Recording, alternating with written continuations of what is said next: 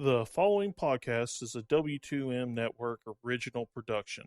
Visit W2Mnet.com for all of our other great podcasts, plus news, reviews, articles, and opinions from the worlds of wrestling, video games, football, and entertainment. Let's go! What time is it? Game time! Game time! It's gonna be a football game tonight now. No doubt. It's gonna be a football game here. Okay. I done been here before. All right, let's go, baby. The 9. Rushing 4, ball comes out of the hands of Newton. It's on the ground, and it's still on the ground. Picked up by T.J. Ward at the 4-yard line. Vaughn Miller did it again.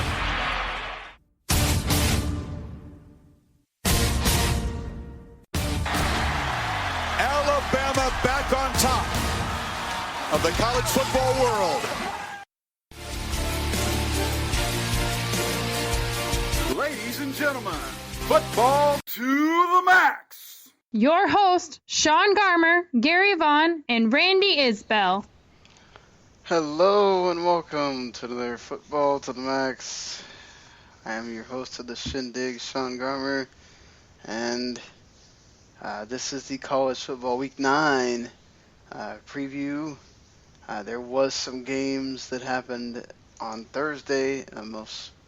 Probably the most named one that people know is the Virginia Tech and Pittsburgh game.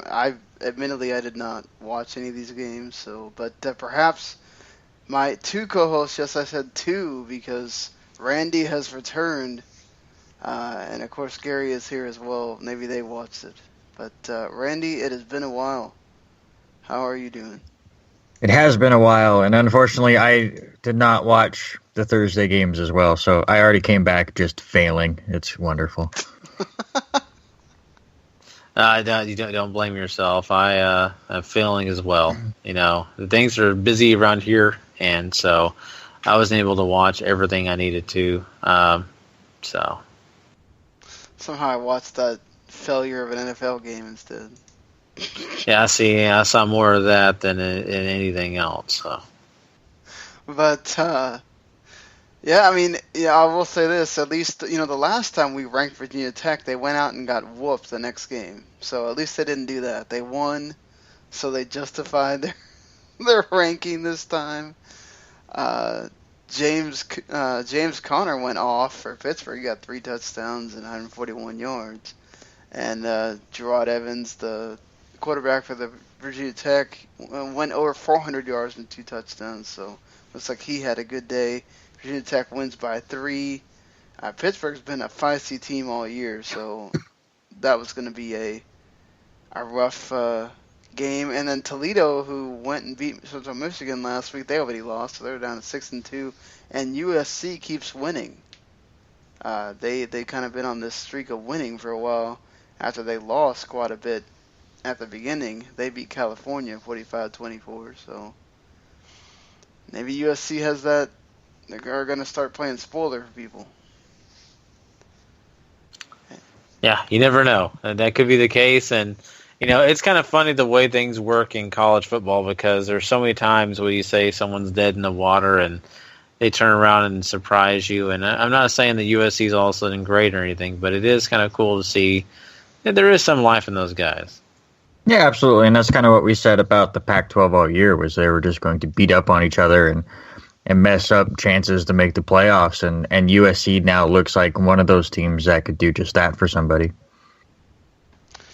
Yeah, certainly. Another team we'll talk about in a little bit also has that opportunity because they started out kind of losing, and they are now on winning ways. But speaking of winning, Navy was the first team to beat Houston and kind of sent them on a little slide that wound up in SMU beating Houston, which, man, that is still embarrassing.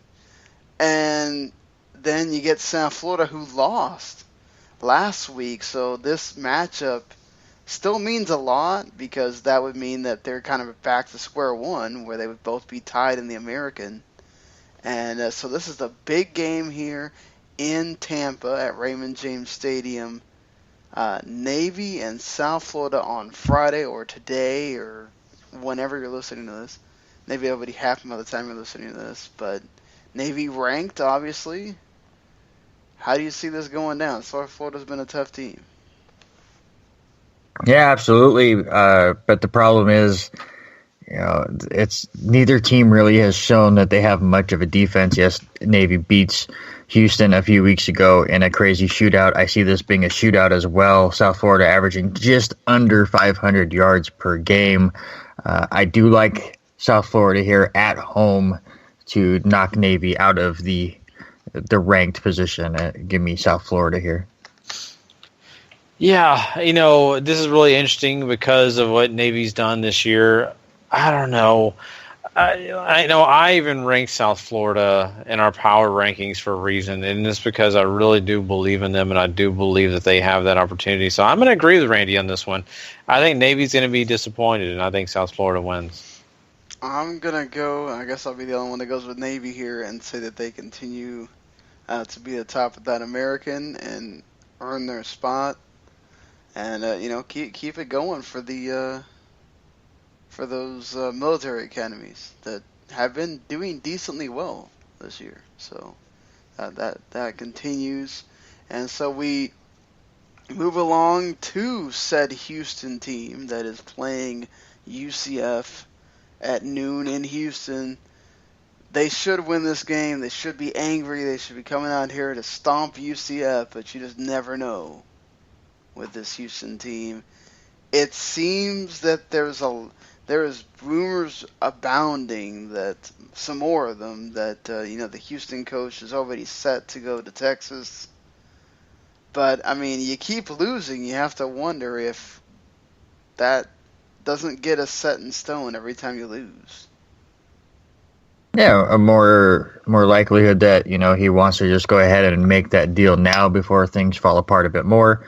Both of Houston's games, or their losses, both happen on the road. They're home here. I think they're just going to show the world that, yes, they are still pretty good. Their playoff hopes are completely dashed at this point. But, you can't blame the Houston coach. The Big 12 didn't want his team, so I guess he'll just go. Yeah, exactly.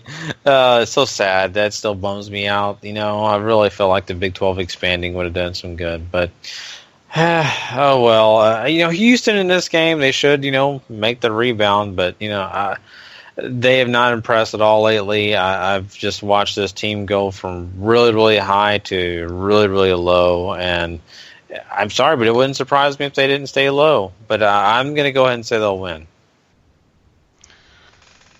Randy, you weren't here for us to talk about this.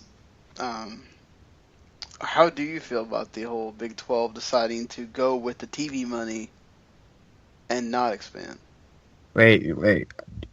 Colleges decided to go for money instead of things that make sense? They would have gotten more money had they not gone with what ESPN and Fox said. And because then each school would have gotten more money because they would have gotten bigger deals for the expansion, but ESPN didn't want to have to do that. So it's just a weird situation. The whole NCAA to me is a weird situation. The way the playoffs are set up, the way the conferences are set up, how much change we've had in said conferences over the last few years. I wish they would just buckle down and format these things better. I know a lot of people like the tradition of some of these conferences, but at this point, things have changed so much for me that it just needs a wash. It needs to be realigned. It needs to be, we shouldn't have half of the FBS basically eligible to make the bowl systems. I mean, we've already delegated most of the colleges out of a chance to even make the bowl games, which there's way too many of them to begin with. We need to then take these 120 teams or whatever it is to right now and set them up logistically in their little quadrants or whatever and just stick with it. You don't need Boise State talking to teams about possibly going to the Big East like we did a few years ago. Just put them in the Pac-12 or the Pac, whatever you want to call it. Put Houston with all of the Texas teams and just set it up that way and hit the reset button. But it's never going to happen because teams don't want to give up their spot. They don't want to have to deal with all of this extra stuff and lose TV money and have to split it with more teams. And it's just a big giant mess. And it's because it's not,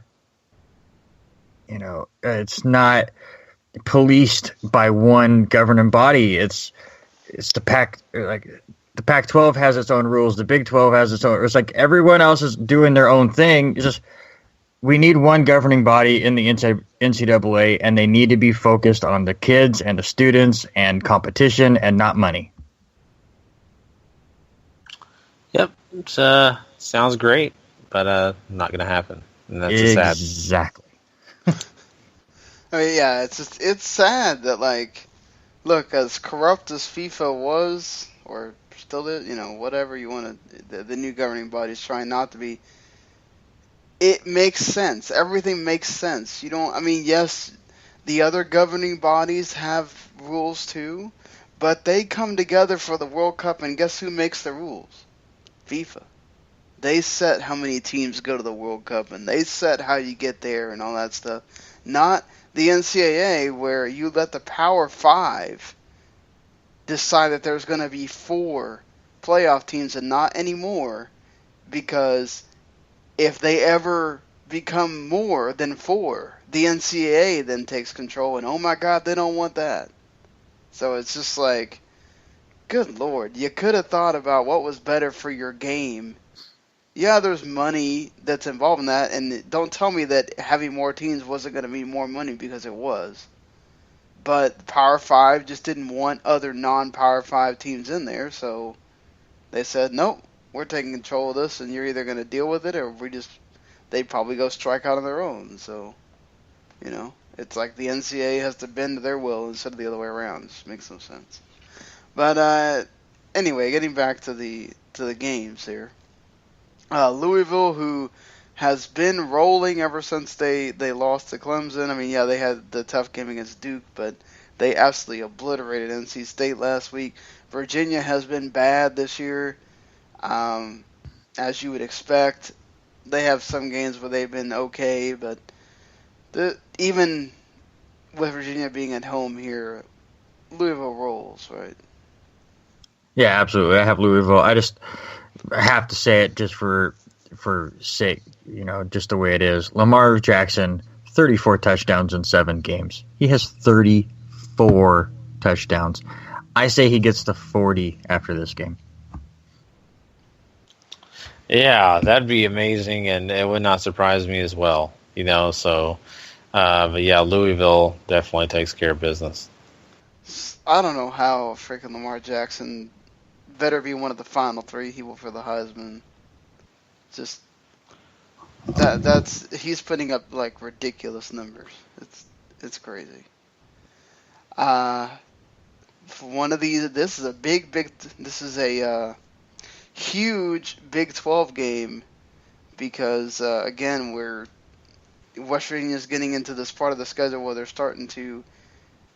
They played some tough teams in non-conference, but they're starting to play their tougher teams in the actual Big 12. Of course, they're the 10th ranked team in the nation going into Stillwater, which is not one of the easiest places to play. Oklahoma will certainly put up points, but West Virginia has the defense to contain them a bit. What do you think here? Looking at this, I think West Virginia was the one I was looking at. Yeah, this is a very interesting matchup for me, just because we're halfway through the season, and I'm still completely just unsure about West Virginia. Yes, they're undefeated. Yes, they're a top 10 ranked team. But this is only the second true road game for West Virginia the whole year.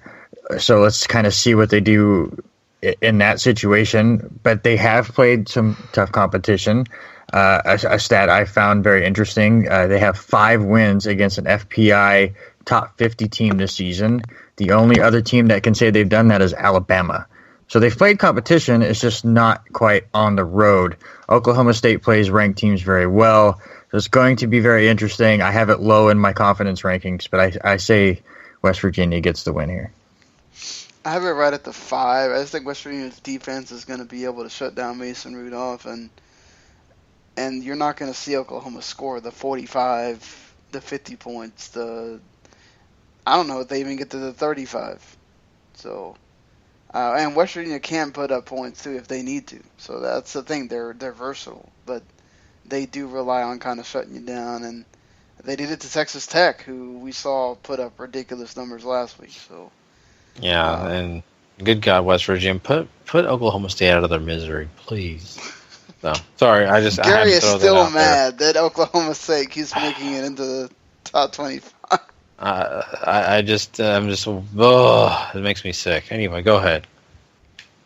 And this is from the Texas fan. You'd think that Gary is an Oklahoma fan or something. Well, from a Big 12 perspective, I should be thrilled. But I look at the teams that are not being chosen, and that team keeps getting chosen. I'm like, guys, I am a supporter of this team, and I know they're bad. Please understand they're bad. Well, I was still putting my hat in the race for Washington State should have been in that spot, but that was just me. Speaking of, Washington State takes on Oregon State to continue to ride this wave of winning ways. I think they do it. Oregon State has been okay. They played teams tough, but they're not the Oregon State of old where you wonder if they're going to be pulling upsets. I got Washington State in this one. Yeah, listen, Cougar fans, if you're listening, you can still thank me for turning your season around. They started out the season losing to Eastern Washington and then a close matchup against Boise State. They were in a close matchup against Idaho into the second quarter. When I finally showed up to that game, they turned it around. They blew out Idaho and haven't looked back since. So send all of your well wishes to me, or send them to Luke Falk because 72.7 completion percentage that leads the entire nation, and that is the reason why they've done so well. They have no running game up here in Pullman, but they find ways to get things done. Oregon State's played 2 straight ranked teams. This should be a third. Sean, if I was doing rankings last week, I would have ranked the Cougars as well. Give me Washington State. Yeah, I got Washington State as well. I'm a big supporter of their head coach, and I think that he's a smart guy, and finally they're getting some respect. Well, let's go to the other Oregon here. Arizona State taking on the Oregon Ducks, who, man, what a turn of events for Oregon. My God. I mean, I don't know that I don't think anybody thought they were going to be this bad. And we knew they were going to take a step back because their defense was going to struggle, but the offense has just not been able to get things going.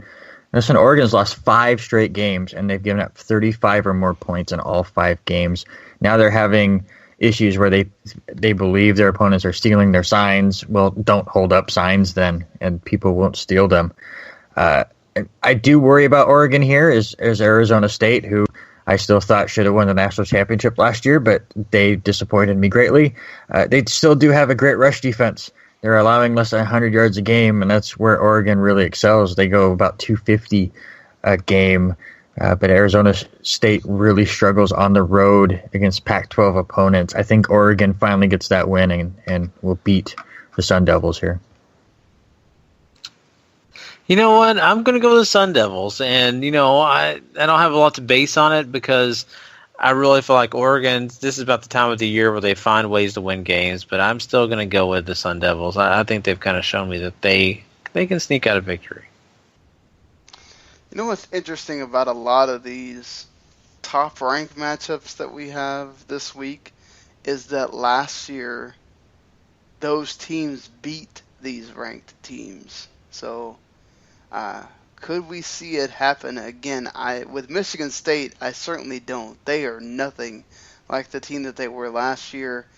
Yes, that game was a very lucky ending and everything, but Michigan is much different this year. Michigan State is much different this year. I think Michigan beats them and beats them by a lot. Oh, yeah, me too. I have them as my 9. The point spread's 25, which I think a little high as far as that, but they might just surpass that as well. So I have Michigan here.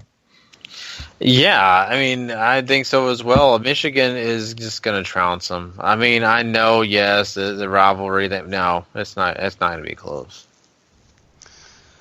The number 4 ranked Washington taking on Utah in Salt Lake. Now, when Utah plays in Salt Lake, they're a different team. They still don't have defense, though, and I don't think they know how to deal with Washington's offense is much different than the offense Utah's had to face so far, and I don't know if they have an answer for what Jake Browning and the rest of these guys are going to do, even if Utah has a running back go for another 300 yards. I don't see it happening. I think Washington winds up winning. Actually, I have to disagree with you about the defense of Utah. I think they're quite underrated. They're actually a turnover machine. They have 22 turnovers created, which is most in the FBS. They have 14 interceptions, which is tied for the most. And they have 22 sacks this year, which is second in the Pac-12. I think it's a bit of an underrated defense just when you look at kind of some of the scores that they have given up. The thing for me here is Washington, where they spread the ball around so much and they make such great decisions in the quarterback play. 10 different receivers having a touchdown already this year. I do think that's going to cause them a bit of havoc. Yes, Joe Williams returning to Utah after retiring for about a month and has looked amazing since his return will make this close, and it being in Utah makes it close. So I don't have the biggest confidence. I have it as a 2 here, but I do think the Huskies pull it out. But Utah is really sneaky in this game. Yeah, and this is a upset, looking and lurking to happen, but it's so hard for me to go against Washington. They've played so well this year, and they've done a lot of great things, and, you got to give respect to Utah, but I'm still picking the Washington. Nebraska going in and taking on Wisconsin at number 7 against the number 11 matchup. I think this is where the train stops for Nebraska in their undefeated season. Wisconsin's defense is going to take down Nebraska. They're finally going to get lucky in one of these ranked games here, and they're actually going to win one. Wisconsin at home, give me them. Yeah, I'm with you as well, Sean, on that. I think that we're going to see a good matchup here, but I think at the end of the day, Wisconsin is going to kind of step ahead, and that defense is going to kind of really get on the Nebraska offense. I look at Wisconsin as a better, well-rounded team.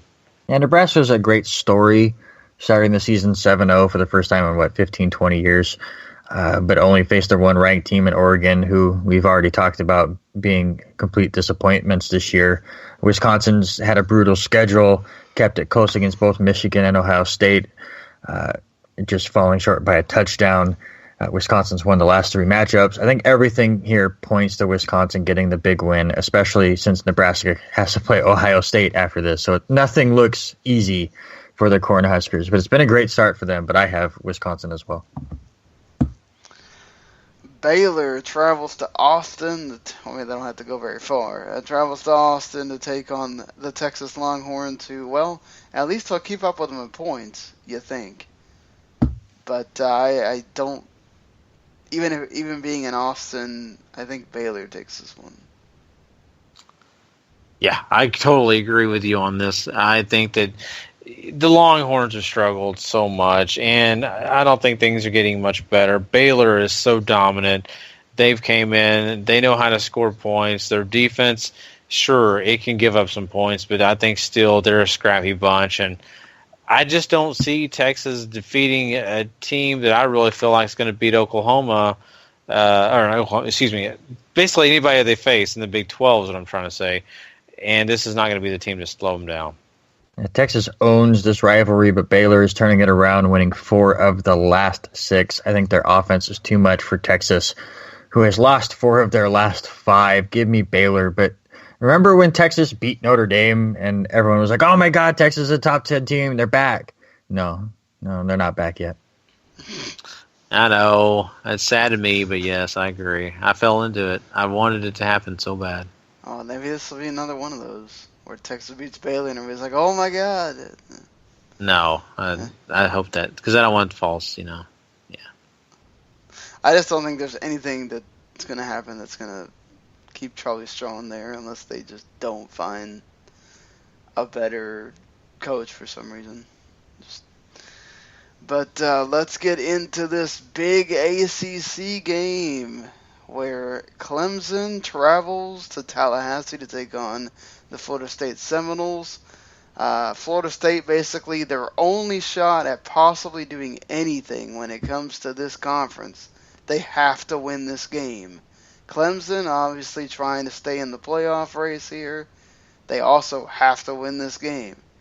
Who you got? I'm silent. Go ahead, Gary. I'm sorry. I was hoping Randy was going to go first because I didn't hear all that. What was the matchup? Clemson and Florida State. Clemson. Florida State, yeah. They've kind of started to make a little bit of a resurgence, but I just think that Clemson's just their momentum is too strong. Yeah, both teams coming off a bye. Clemson, surviving that overtime game against North Carolina State, have kind of been brooding over that for the past 2 weeks. It's interesting to see that their main common opponent is Louisville, who Clemson had that epic game against where it came down to 1 yard, while Florida State got completely just destroyed in that game. A key stat here is how Florida State is just unable to turn drives into touchdowns.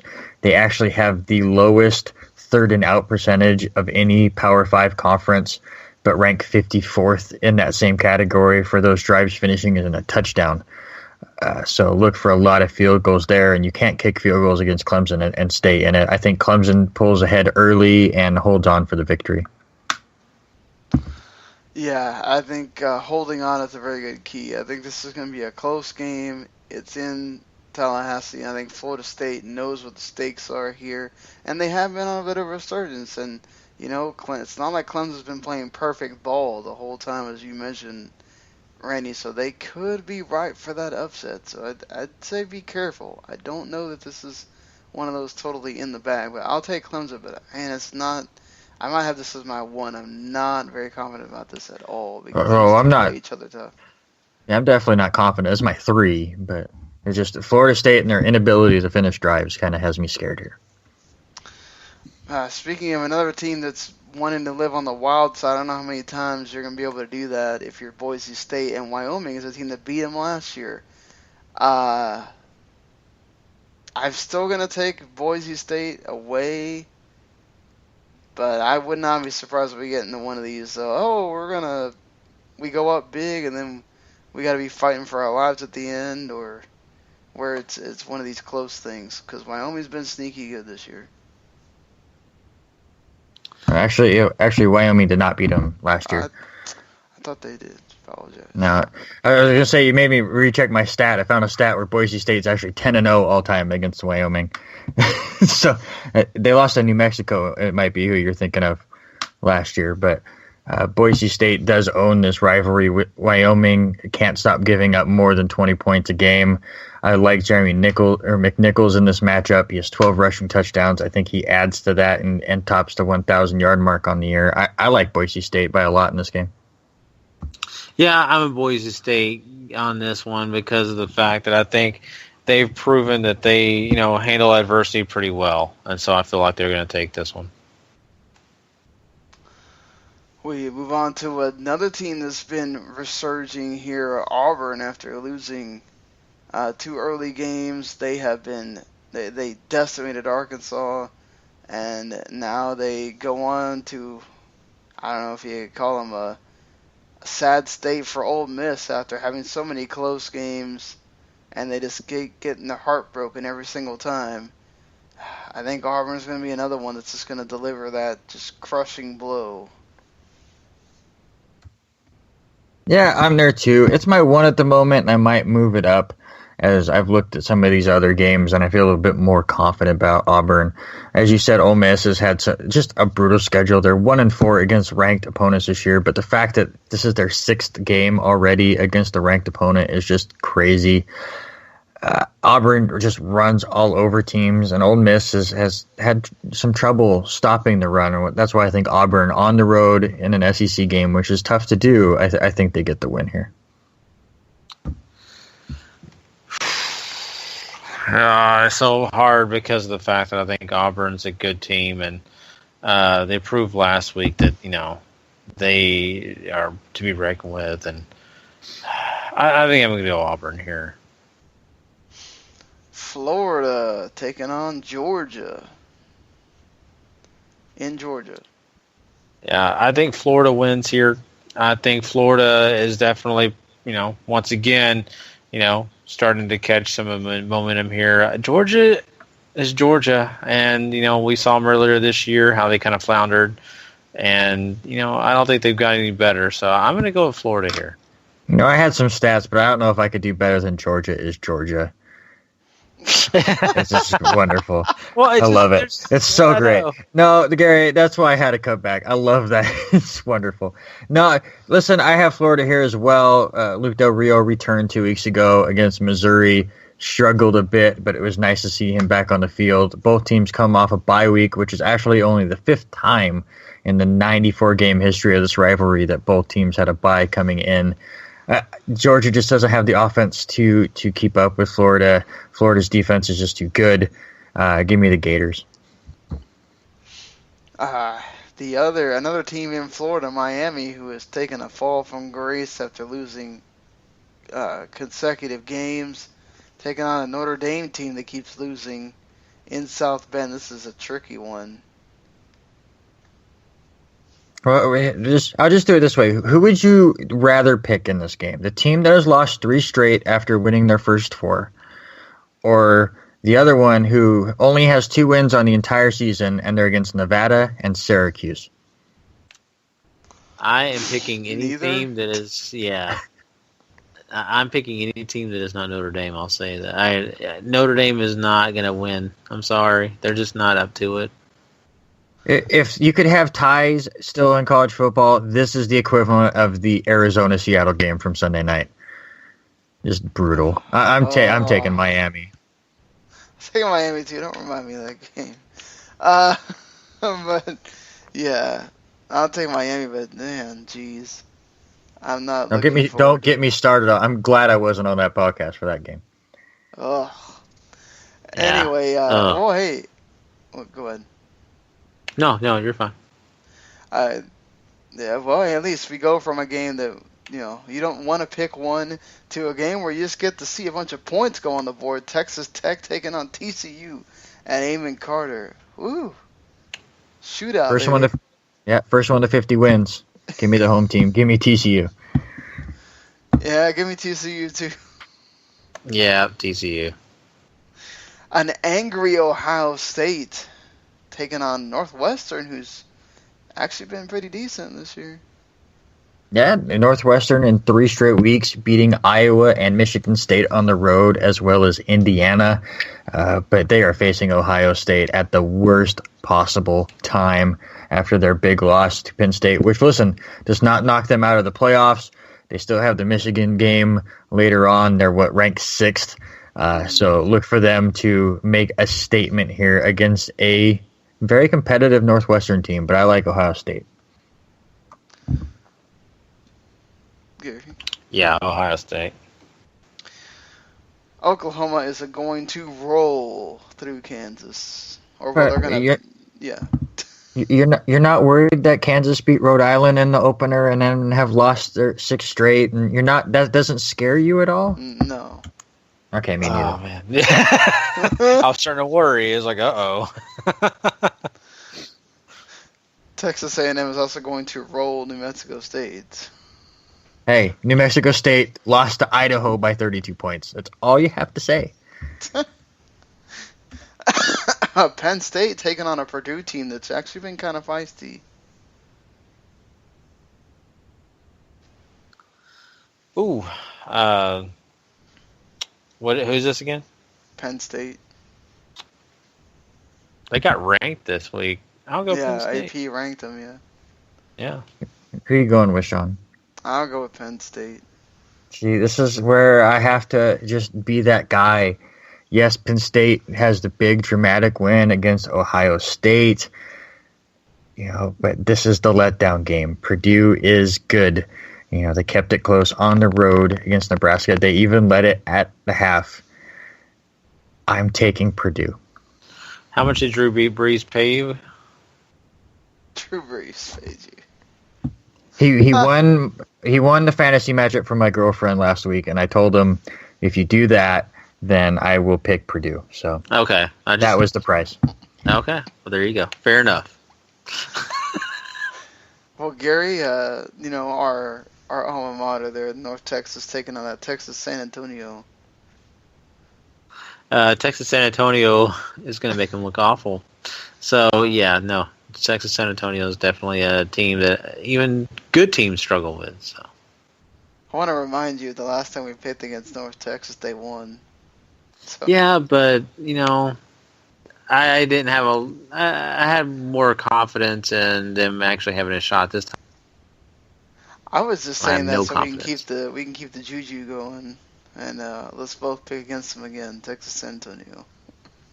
Yeah, definitely. Well, you guys can have all the bad juju and good juju or whatever you want going. I'm taking North Texas in this game, only for the fact that Texas San Antonio lost to UTEP last week in a 5 overtime game. Jeez. Wow. So give me North Texas. And by the way, I had no clue about that until you guys put this on the list for games to look up. I can't find highlights for this game. I saw they were in a 5 overtime game. I was like, I have to check this out. I can't find shit anywhere for that game. Like ESPN went a thrilling 5 overtime game. It was a 4-sentence blurb. Like that was their review of the game. Can I see something from it? I mean, at least in black and white. Please. And Tennessee, who, they've had to come down after being ranked so high early in the season, taking on a South Carolina team that won last week, and they hope to do that again at home here. Listen, Tennessee going 2-2 in their last 4 games, all against ranked opponents. Then they hit their bye week. Now they get a second bye week. I think they just roll on South Carolina. Yeah, Tennessee is due. I agree. Tennessee is due. That sounds like a good reason to pick Tennessee here. I think that is going to do it for all of our games that we're going to talk about here. Anything you want to say here, Randy, before we get out? I hope everyone enjoys their college football. I will definitely be checking out a bit of it, but I am definitely swept in the World Series madness to figure out who exactly will have the longest drought after this series as the Indians and Cubs are battling it out. So I will be definitely checking out a lot of football, but nothing compares to the World Series to me right now. God, I hope the Cubs win because Patrick is going to be a miserable person. Oh. Patrick's going to be one miserable person if they don't win. I don't blame him at all for that. I'm just saying I can already imagine the kind of, he was freaking out about, I'm not going to do a show because they might go to Game 7 or something. I can't imagine what it's like for a World Series that happened, so. But, yeah, so that's going to do it for us on this edition of the College Football to the Max. We'll be back, of course, on Tuesday morning to run through it all and give our thoughts. Until then, enjoy those Saturday games, and we will see you later. The following podcast is a W2M Network original production. Visit W2Mnet.com for all of our other great podcasts, plus news, reviews, articles, and opinions from the worlds of wrestling, video games, football, and entertainment.